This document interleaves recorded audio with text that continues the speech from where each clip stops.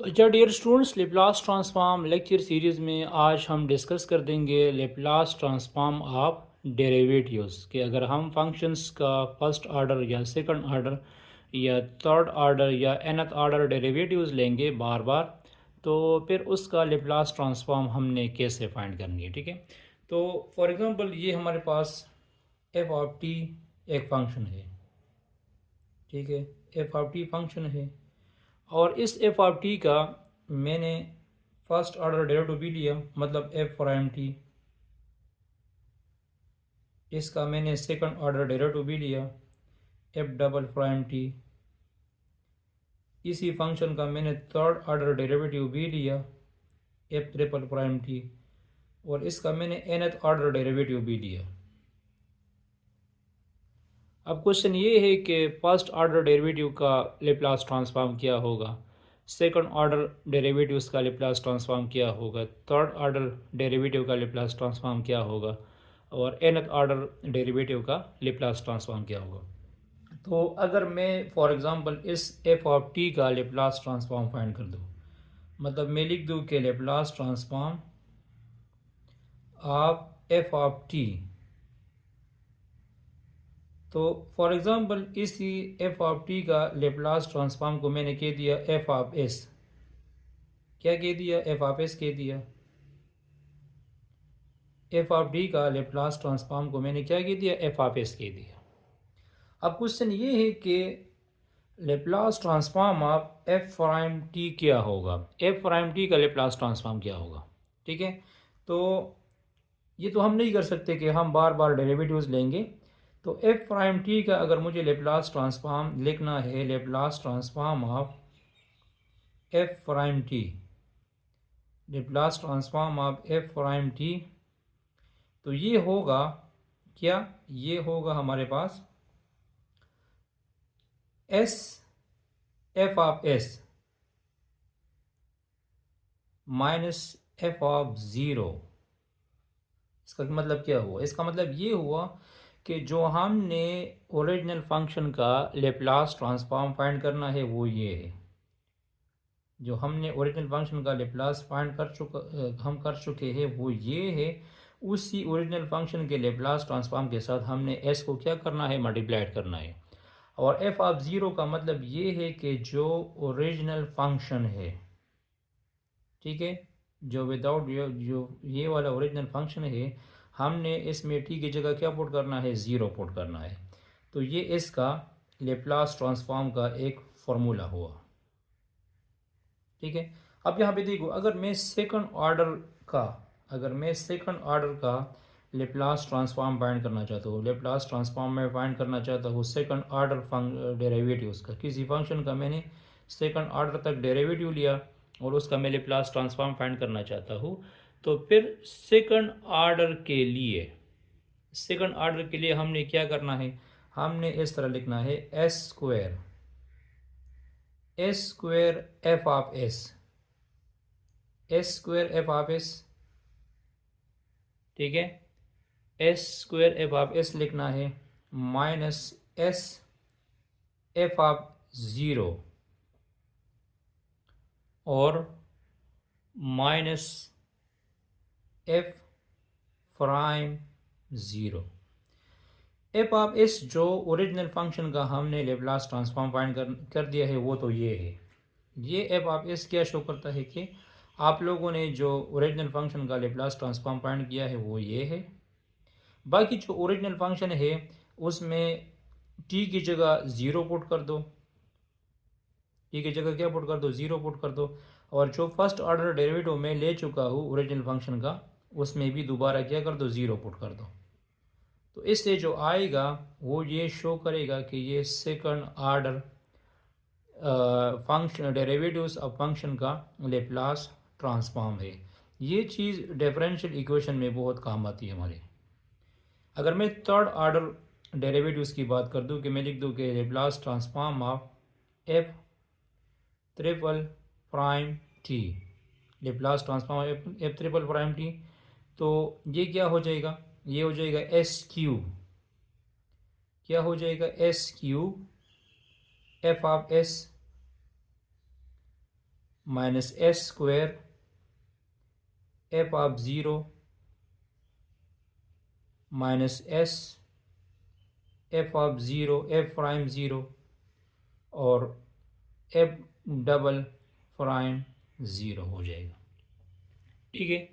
और इसी तरह अगर मैं nth ऑर्डर तक इसका डिफ्रेंशिएशन लूँगा, लेप्लास ट्रांसफॉर्म लूँगा। फॉर एग्जांपल मैं लिखना चाहता हूँ Laplace transform of f n of t. nth order तक मैं इसका लेप्लास ट्रांसफॉर्म लूँगा। तो यहाँ पे देखो, जब मैंने फर्स्ट ऑर्डर लेप्लास ट्रांसफॉर्म लिया है तो यहाँ पे 1 आ चुका है। जब मैंने सेकंड ऑर्डर लेप्लास ट्रांसफॉर्म लिया है तो यहाँ पे 2 आ चुका है। जब मैं थर्ड ऑर्डर तक लेप्लास ट्रांसफॉर्म मैंने लिया है तो यहाँ पे 3 आ चुका है। जब मैं nth ऑर्डर तक लेप्लास ट्रांसफॉर्म लूँगा तो nth ऑर्डर लेप्लास ट्रांसफॉर्म आ जाएगा s power n f of s। ठीक है। हायर ऑर्डर फिर ये 1 हो जाएगा, फिर ये 0, यहाँ 3 2 1 इस तरह। नेक्स्ट टर्म क्या होगा? नेक्स्ट टर्म हमारे पास होगा s power n minus one f of zero, फिर s power n minus two f prime zero, और आखिर में क्या आ जाएगा? आखिर में हमारे पास आ जाएगा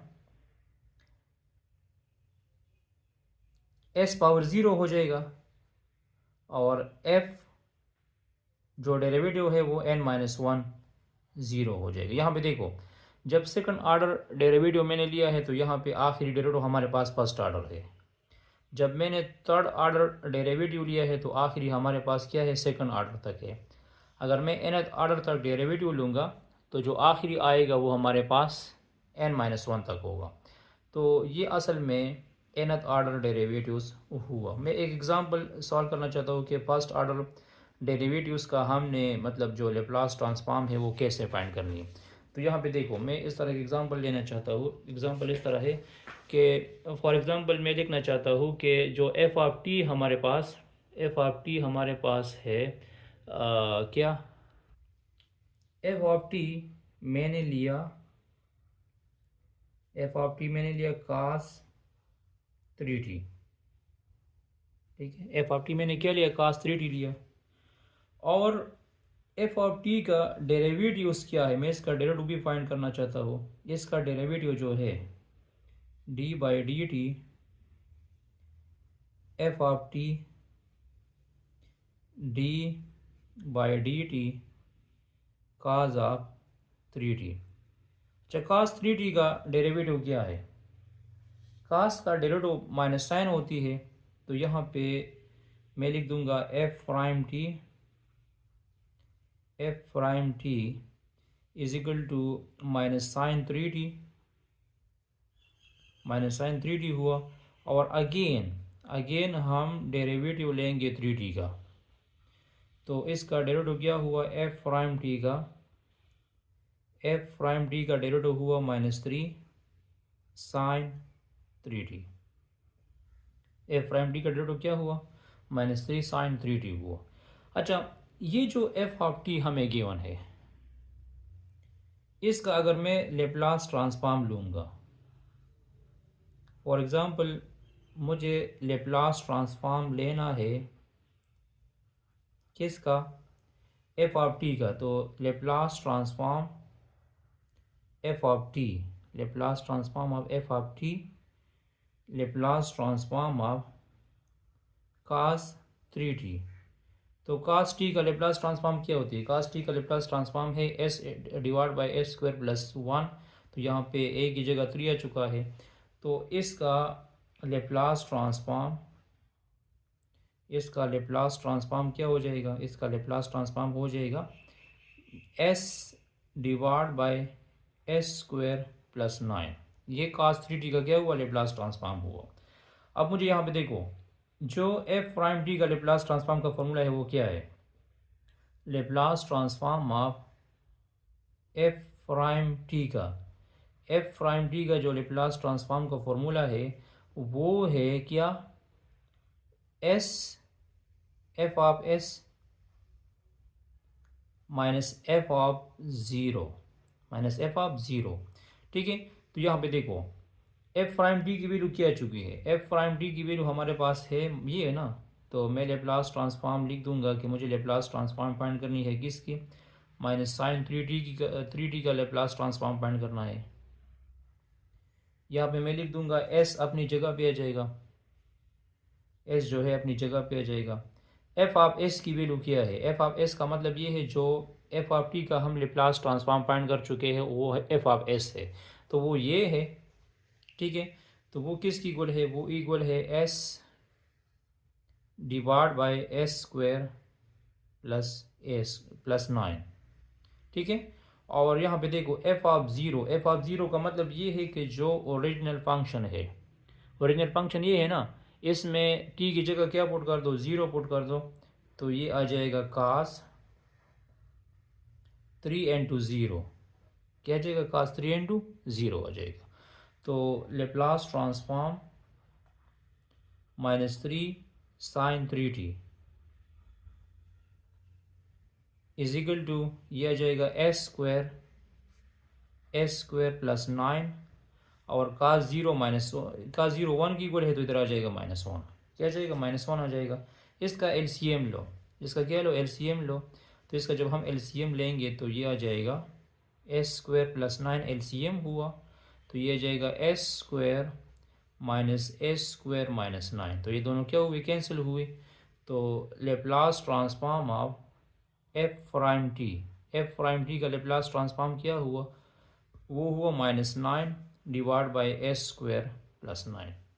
ठीक है, तो इसी तरह अगर मुझे फर्स्ट ऑर्डर डेरिवेटिव फाइंड करना है, सेकंड ऑर्डर फंक्शन का लेप्लास ट्रांसफॉर्म फाइंड करना है, तो बस आप लोगों ने क्या करना है, ये वाला फॉर्मूला याद रखना है।